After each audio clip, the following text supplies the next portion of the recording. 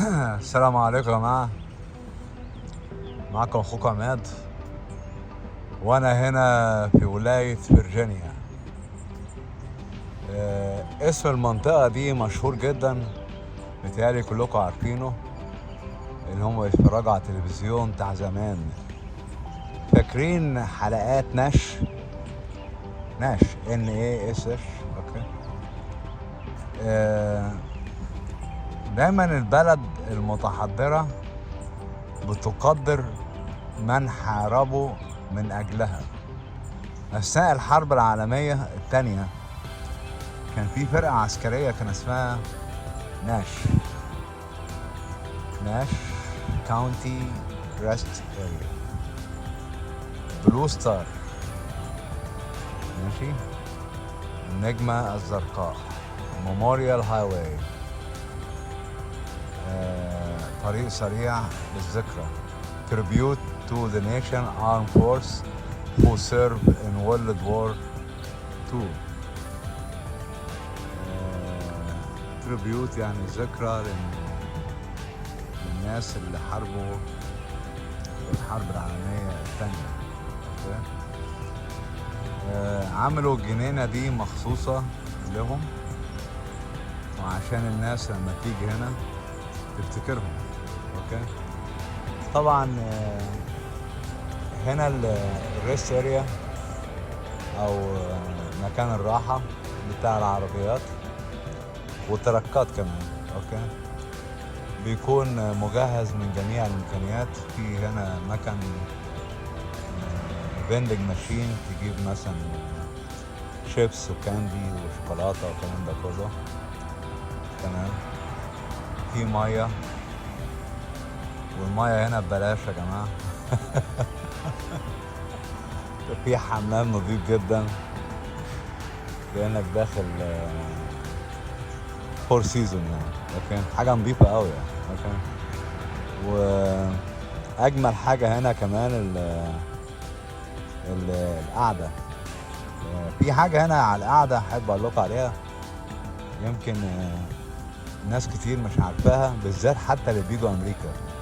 بحس انا الموضوع ده. اوكي. ان التمتع بالحياه الطبيعيه، وانا نزلت عليه شريط قبل كده، ان الحياه الطبيعيه هي اصل الحضاره. يعني شوفوا الجناين اللي هنا شكلها ايه. تخيلوا بقى كميه الطيور النادره اللي بتيجي هنا. يعني عندك الهدهد، عندك اي طير نادر يعني، هدهد، بلبل. اوكي.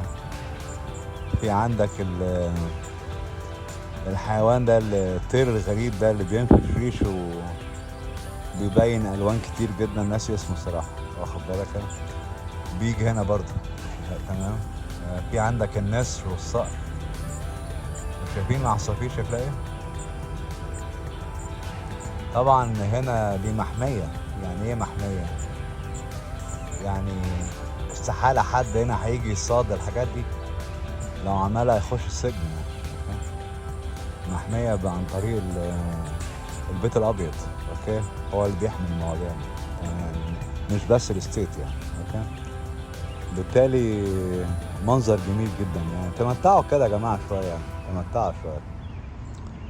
تمام. انا بتكلم في مواضيع كتير وما احبش اركز في موضوع واحد واتحدث فيه مدى الحياة. يعني انا امبارح كنت عمال اتكلم في موضوع يعني من يومين ونسيته خلاص، انتهت خلاص. انا قلت رأيي وكل واحد ليه رأيه. تمام. نتكلم بقى على حاجة تانية. تمام. لو تلاحظ هنا الريست اريا او بيت الراحة مكان لقعدة العائلات وتفسح الكلاب. لو معاك كلب تفسحه، مسموح انك انت تفسحه هنا. تمام. ممكن تنام هنا عادي جدا، تنام يعني اليوم كله، يعني اليوم كله ممكن تنام هنا. تمام. في ناس كتير بتعملها، في ناس كتير قوي قوي.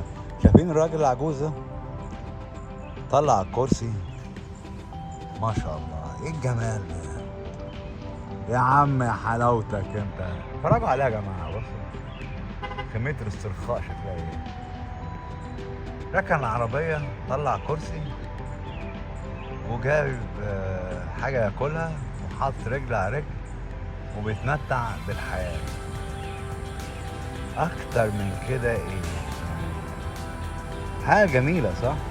تمام.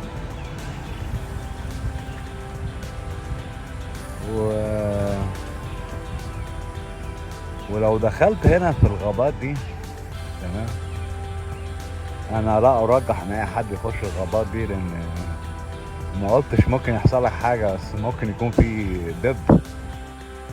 اصل فيرجينيا غير فلوريدا، تمام. فلوريدا الدب مش موجود بكثره، واذا كان موجود يبقى نادر، اوكي، عشان الجو حر. الدب مش بيحب الجو الحر، اوكي. بس لما تلاقي الجو ساقع شويه تلاقي الدبب هنا بتيجي كتير، وفي الغالب بيجوا بالليل وبيجوا في النهار كمان، بس بالليل انسب يعني، تمام. المهم حاطين ترابيزه في وسط الجنينه، مش الغابه، انا هسميها غابه يا جماعه مش جنينه. ترابيزه بص، كم واحد قاعد هنا؟ ولا واحد.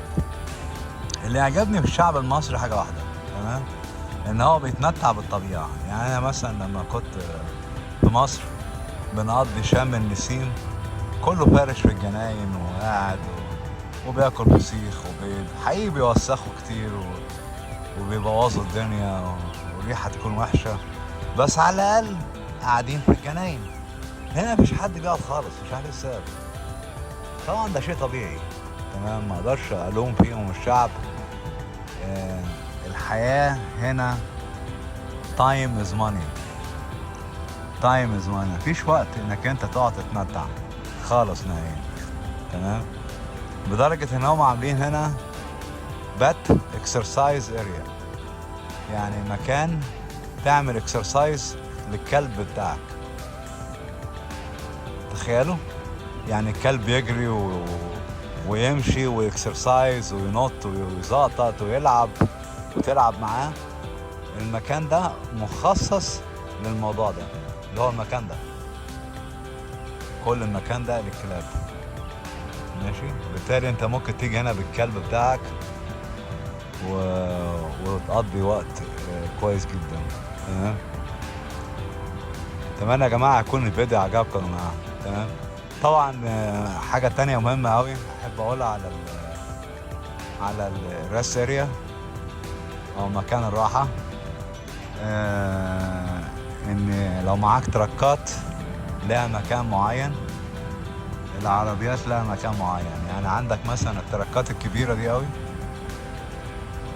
كبيره قوي، شايفينها هناك دي، بتركن بعيد خالص. ليه؟ لان في نظام، دي بتاخد حيز كبير ومساحه كبيره، بالتالي استحاله تركن مع العربيات، اوكي، لانها ممكن تعمل حوادث، اوكي. بالتالي هم فاصلين الموضوع ده، مكان للعربيات ومكان للتركات، اوكي. واللي يخالف النظام ده ياخد مخالفه. انا ما قلتش يخش السجن، بس ياخد مخالفه كبيره كمان، اوكي. بالتالي الموضوع يعني بسيط يعني. ده البندنج ماشين، المبنى اللي قدامكم ده المكان بتاع الاكل، تمام. تعال نشوف عندهم ايه، اوكي. وحاجه كمان لاحظتها، ان الاسعار مفيش حاجه اسمها اسعار سياحيه. يعني حاجه في مصر انا بتضايق منها قوي، يعني ما اعرفش السبب، يعني ان العالم هناك مخلوقه عشان تسرق، والله مخلوقين عشان يسرقوا. يقول لك دي اسعار سياحيه يا سعاده الباشا، ازازه الميه ب 250 جنيه. ليه؟ ما هو مكان سياحي، ها. طب تعالى نشوف، ده مكان سياحي صح؟ ماشي، اوكي. هو بيقول 250 جنيه صح؟ تعالى نشوف هنا سعر الميه بكام. ماشي، انا هوضع له، اوكي. هل في حاجه اسمها اسعار سياحيه؟ ام لا. اوكي. الفيديو هيوري كل حاجة وهيكشف كل الحقائق. تمام. ده مكان سياحي معمول للتذكرة بالمحاربين القدماء اللي حاربوا في الحرب العالمية الثانية، اللي هي كتيبة ناش، NASH. كتيبة ناش اتعمل عليها حلقات تلفزيونية كتير، اسمها ناش. لا اكتب كده على جوجل على يوتيوب ناش NASH. اوكي. مشهورة جدا جدا جدا جدا جدا. اوكي. انا عن نفسي اتفرجت عليها 5 مرات. جميلة يعني. ده الفندنج ماشين. اوكي.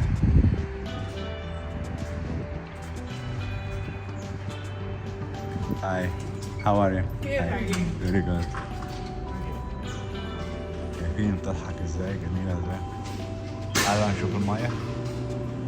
المية بكام؟ السعر السياحي. تعالوا نشوف المية بالسعر السياحي. هقولك على السعر بس. How much? $2. أي درينك هنا $2. أي درينك. المية اهي اللي هي أكوا كده.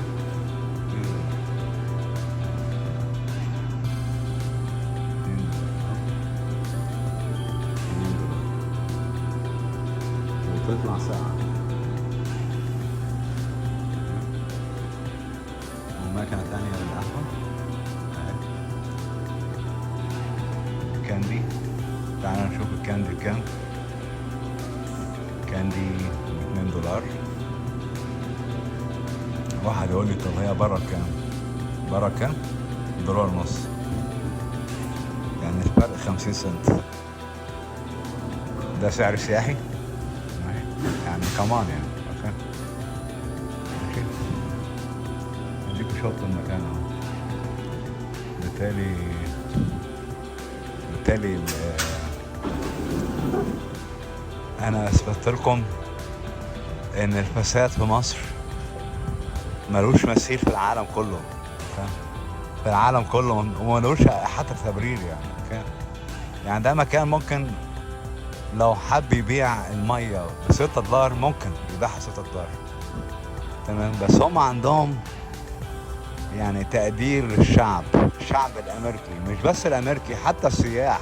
اصل مش كل اللي بيجوا امريكا امريكان يعني. اوكي. سياح. اوكي. او مهاجرين. حلو. هم عندهم تقدير للناس، مش عايزين يسرقوا في الناس. اوكي. قال لك اكسب قليل بس اخلي سمعة بلدي نظيفة. تمام. مفيش الكلام ده احنا بنشوفه في مصر اطلاقا يعني. اطلاقا. اتمنى يعني الموضوع ده يتحل. شايفين الطيور شكلها ايه؟ شايفين الطير الجميل ده؟ طيور في كل حته. تمام. وحاجه تانية كمان لاحظتها برضه احب اقول لكم عليها، معلومه يعني للناس اللي جايه جديده امريكا. تمام. ان الامريكان بيحبوا العجل، سواقه العجل، لانها رياضه، مش عشان يوفر البنزين، لا عشان رياضه. اوكي. بالذات هو لما يكون معاه اطفال او اولاد. تمام.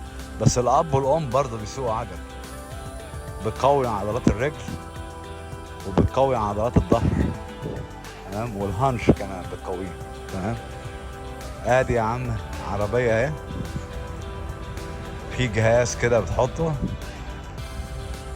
بنفسك، مش محتاج حد يحطه لك. اوكي. بيتباع ثمنه حوالي $150 او $120. اوكي. خلينا ابص على الجهاز عشان اوريكم الجهاز شكله ايه.